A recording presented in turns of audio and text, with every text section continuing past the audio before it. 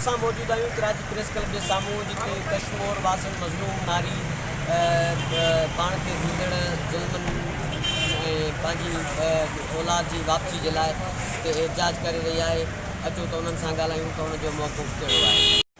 जी मैं सुबाना मुंहिंजी इहा अपील आहे त मुंहिंजा घर वारा मुंहिंजो मुड़ुसु ग़ुलाम रसूल फरहदा बलदर इहो ऐं उनजा ॿाहिर सभु मुंहिंजे ॿारनि खे मतिलबु कुटे करे मूंखे घर खां कढी छॾियो। हाणे मुंहिंजा ॿार अलाए गुम कया अथऊं, अलाए मारे छॾिया अथऊं, मूंखे कोई ख़बर न आहे ऐं मूंखे उन्हनि खां ख़तरो आहे त मूंखे पंहिंजा हाणे ॿार मुंहिंजा वञनि, मुंहिंजी नंढी थी मुंहिंजो खीर थी वियो, मुंहिंजा मासूम ॿार आहिनि।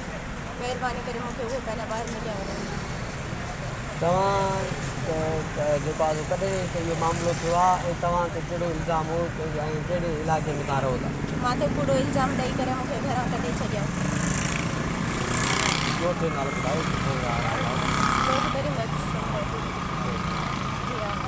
ॿाहिरनि सां गॾिजी करे हफ़ीज़ुल्लाह सुमरो, ग़ुलाम कादिर सुमरो, हफ़ीज़ आमिर, ग़ुलाम हुसैन सुमरो, ग़ुलाम हुसैन उर्फ़ आमिर सुमरो, ग़ुलाम मुज्तबा उर्फ़ नदीम सुमरो, वल्द अब्दुल्लती।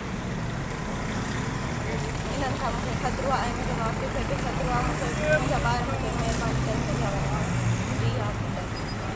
जी नाज़रीन, तव्हां नारी सुबाना जो मौक़िफ़ ॿुधो। नारी सुबाना जो चवणु आहे त मुंहिंजे मुड़ुस जेको आहे सो ग़लति इल्ज़ाम काराइण जो ॾेई करे मूंखे ॿाहिरि सां गॾु तशदुद करे मारे मुंहिंजे घरां कढी छॾियो ऐं हींअर हीअ पंहिंजे पीउ जे घर में रहे थी ऐं हीअ जान जे ख़ौफ़ खां कराची में मुंतक़िल थी आया आहिनि।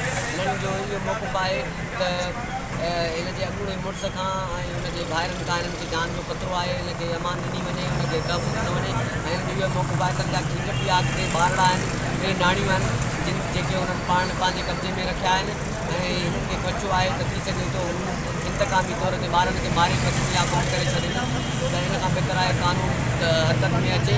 SSP कश्मीर, SHO कश्मीर आइनी ऐं क़ानूनी तक़ाज़ाऊं पूरियूं करे ऐं शरई तक़ाज़ाऊं पूरियूं करे ऐं नारी चवंदी त उनखे ॿार जेको आहे वापसि ॾियारा वञनि ऐं फराहम कयो वञे ऐं केस जेको आहे कराची मुंतक़िल कयो वञे।